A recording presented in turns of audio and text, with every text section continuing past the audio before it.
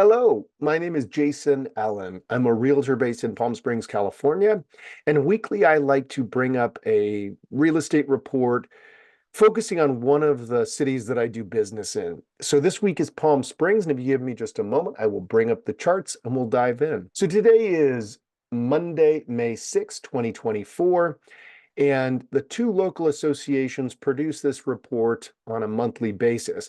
The report is much longer than what I'm going to present. If you'd like the whole report, feel free to send me a message and I will email it to you. Um, I'm going to breeze through the charts that I think offer the most insight into what's going on. So for those that are not familiar with the valley, Palm Springs is at the northwest end. Desert Hot Springs is to the north of us on the other side of the 10 freeway. Then it's Cathedral City, Rancho Mirage, Palm Desert, Indian Wells, La Quinta, Indio, and Coachella at the southeastern end. And for those that have driven in on the 10 freeway, if you stay on the 10, go this way, you can get off at Date Palm or Ramon. Most people driving in will take the 111. 111 becomes Palm Canyon as you're going through Palm Springs. And this is our downtown area here. Over here is the airport. So now that you've got your bearings, I'm going to dive in. The sales recovery chart is essentially taking our sales and plotting them so that we can see at any given time how far above or below the norm we are. And if you'll see at the height of COVID, we were at 59.4% over our norm, our historical norm. And then as COVID ended for most of us anyway, the interest in our valley dropped off just as it did in many parts of the country. You can see where we are slowly coming back out of that. We did hit a trough. If you're trying to time the market on a purchase, you've missed your low point. That doesn't mean you shouldn't jump in. It's possible we'll go back down again, depending on what goes on in the economy. But by and large, we're expecting this trend to continue, especially if we get into 25 when interest rates finally come down. We can see that there are a number of purchases that are held back because of the cost of buying a house today as compared to during COVID when our interest rates were very low. So the Coachella Valley median detached home price. Now, the Coachella Valley is that whole section of house or cities that I talked about in the very beginning. And what we're saying here is if we look at all of the sales and we do that over time, we can see where we are at the highest we've ever been for the median detached home. And that's true for our attached home. So first of all, detached home is your single family dwelling, may or may not be in an HOA, may or may not be on fee simple or leased land. The attached are your condominiums and townhouses, that sort of thing. And the median is different from the average. The median is the house in the middle or the number that's in the middle. Half were above that, half were below that as we apply it to prices. Half of the homes cost more than this 724, 523. Half cost less than that. And that's for the detached home. For the attached homes, we're at 500,000. Again, a high watermark for us in this valley. And half of the homes, half of the attached homes sold above that and half sold below that. So this is significant. You know, while we do have these troughs from time to time, you don't see us ever going back to this. And for those that expected one of these little troughs to continue all the way down, hasn't happened. And that's a refrain I come to every month when I do these reports. We will see modest corrections. We haven't seen any wholesale bottom dropping out, sky is falling, choose your metaphor. So in Palm Springs, I'm going to use, so for this particular chart, what they do is they say, what's the average size detached home? And where do we peg that at today? So in Palm Springs, the average detached single family home is about 2,200 square feet. Price per square feet is selling at $629.36. $1,368,858 is the average price. So now we're taking all of the homes that have sold in this category and dividing all those numbers up by the total number to come up with these averages. A year ago, the average detached home in Palm Springs was 1,268,000 612, that's up 7.9%. And if we look at the historical low of 11 and 12, you can see that's a 322.6% return. Why do I even bring that up? Let me go over the next numbers and I'm going to come back to that. So for the attached version of those numbers, it's about a 1,250 square foot condominium or townhouse. Price per square foot, $359.17. Price of the property, $448,963. A year ago, $463,794. So we've actually seen a decrease of 3.2%. From the historical high of 129,788, that's a 245.9% increase. Now, why do I point that out? Why do we talk about that? For in any sales situation, there is what we call anchors. And so if I've owned my house for 20 years or my condo for 20 years and I paid $130,000 for it, and that home, my neighbor sold his version of that for $488,963. My goal is to come on at that same number or better because I feel like the market has gotten better. And that may be an unrealistic expectation. And so when I see prices being adjusted in the marketplace and we see things coming down about 3%, that may be in fact why. That seller who thinks they should get a higher number is not seeing that. So there's a slight discount in the marketplace when they finally sell. But here's the thing. It's important to keep in mind that you're still up 246% almost from your initial investment. So the anchor has put you at a place of your expectation, but a little bit less than that is still really, really good. And it comes down to, are you, Mr. or Miss Seller, going to hold on for that extra 3%? Or are you going to move on with your life and move to Idaho or Florida, or wherever it is you want to go, or across town to a bigger house, a smaller house? Those sorts of things are worth pursuing when we're talking about a 245% return over time. Jumping down to the home sales by city. So this is a rolling 3-month average. And you can see where we are selling more homes in this rolling 3-month average compared to last year at the same time. So there are buyers in the marketplace. That's what that tells me. There are a lot of buyers in the marketplace. And even though our inventory has gone up, there are buyers that are picking up that inventory. And then valley-wide. So here's where we start to want to zoom back out and say what's happening on a valley-wide level for homes in specific price brackets. And these are $100,000 increments. I'll speak to that in just a moment. And you can see where across the valley, it's the high-end homes that are selling and selling well.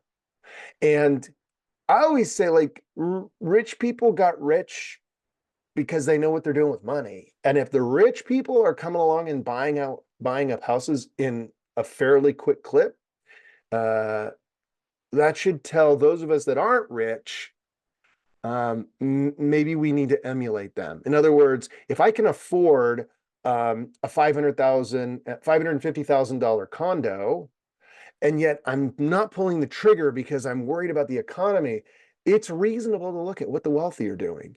Now, mind you, the wealthy tend to pay cash or are not as impacted by an interest rate that's gone from 5% to 7%.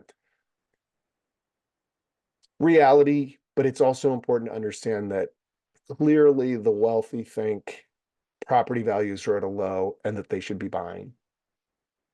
And then our inventory by city. You can see where across the board, inventory has increased. There's no question about that. Palm Springs has increased dramatically. So that cuts both ways. In other words, for a seller, you obviously want to be the only game in town. We don't have that circumstance. We're not likely to come back to that circumstance for a long time. But but the flip side of that is, as a seller, if I'm in a development where there are 3 or 4 condos for sale, and there are more buyers coming into the marketplace, and we know that more buyers are coming into the marketplace because we can go up to this chart and we see the 3-month averages, there are more condos and houses selling, more homes selling, then I am actually strategically pricing my condo or house in relationship to the other houses for sale and those that have gone into contract or have closed. So more sales gives us more data, which either supports or doesn't support a price. If I'm representing a buyer and there are no comparables for a particular house that's for sale, and that house appears to be overpriced, I'm going to submit with the offer a comparative market analysis to say, look, Mr. or Miss Seller, you want $1 million and the closest thing we can find is 875. Help us understand why my client should pay 125,000 more. Oh, it's because you just want it. Okay, we'll keep looking. And guess what? Inventory going up tells me that my buyer client is likely to find another home that's going to come on the market in not too much time.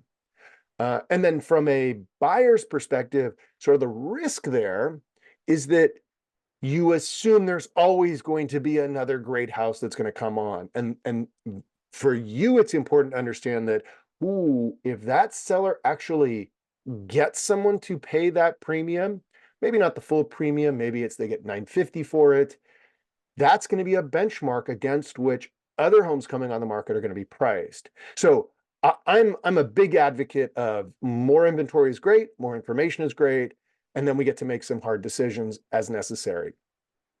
Months of sales by city, you can see where we have about 4 months of inventory. So even though our inventory has gone up, we really only have about 4 months. That's a little bit higher than where it was a year ago at 3.3 months. And that just means that if we had no additional houses come on the market based on our current sales volume, we would take about 4 months to sell every house that is available to us. And then this is important to understand. Our days on market hasn't really gone up in Palm Springs. I mean, a year ago at this time, houses were on the market on an average of 39 days. Now it's 40 days. You can see across the valley, it's going up and down marginally. We're not seeing 120 days, 200 days, the way it was during the downturn. And then valley-wide, this is important to understand, where some homes are getting discounted. Like if we scroll all the way back up and we look at this 3.2% as an average on attached homes in Palm Springs being discounted. And we come down here and we realize, oh, but valley-wide, we're seeing 14.8% of homes selling over the list price. Then we know that that 3.5% is an average. So what does that mean? Homes that are coming on the market that are priced really well are getting that number or greater. And then those homes that aren't priced correctly are seeing a little bit of a discount. In some cases, significant discounts that is skewing that average of that 3.5% or 3.2%. All of that is to say it's going to be case by case. Those buyers that decide they're just going to throw a number at the wall to see what sticks with a seller, you just might be pissing people off and shooting yourself in the foot when you try and actually buy that home a little bit later. And then I'll end with the price discount by bracket. So that 3.2% we saw on attached homes, you can see is sort of roughly what is going on regardless of the price bracket. In the 400 to 499,000 bracket, it's 1.6. You go up to the over 2 million, it's 3.8. You're not seeing 20% discounts, 30% discounts. And so folks that call me and say, oh, I want to make a $700,000 offer on $1 million house, I'm like, it's going to be a waste of your time and my time. I'm not sure that that's really what I want to be involved in. All right, now, why did I say that it was important to identify these in $100,000 brackets? Because generally speaking, and now I'm talking to sellers, buyers look in $100,000 increments. So, for example, a seller who wants to sell their condo and they want 520 for it, but the closest comparable is 501. And where do they come up with the 520? Well, because they put $20,000 of work into it. Understood. Cost-based pricing has never worked. Doesn't work in any market, but okay. Strategically, I'm going to say your comp is 501. Your house is going to be worth 501, regardless of what you've done to it. Because look, that other house had exactly the same thing. Really, your price point when you come onto market is 499. Why 499? Because if we put it at 501, which is the direct comp, because now you realize you have to price closer to what the comp is, you're going to miss all the folks that won't go up to 500,000 when they're searching. They may go to 501 or 510 for the right house. And if your condo or house is the right house, why not be below their perceived threshold so that they get exposed to it? And then that's when you might see some of this, the averaging to produce this 14.8%.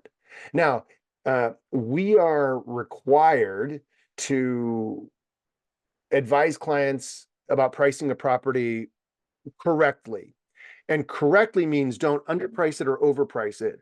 But there is strategy involved in that. And ethically, if the direct comp is 501,000 and we're pricing at 499,000, that is not an unethical decision. If I'm looking to buy the business, and what do we mean by that? Mr. Seller interviews 3 agents, and I come in and say your property should be 499, and another agent says it should be 510, and then a third agent says it should be 599. A seller is going to be inclined to go into the 599, even though there are no comparable properties that have sold that justify that price. And that agent's intention is to then just sort of whittle the seller down over time with price reductions. That would be considered unethical.